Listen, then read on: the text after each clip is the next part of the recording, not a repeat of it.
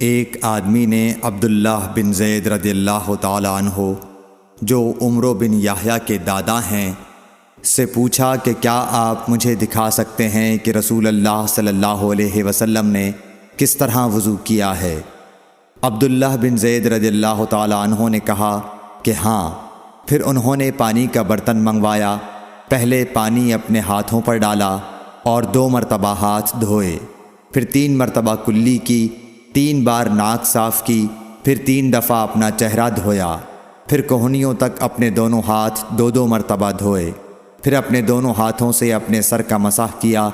इस तौर पर अपने हाथ पहले आगे लाए, फिर पीछे ले गए।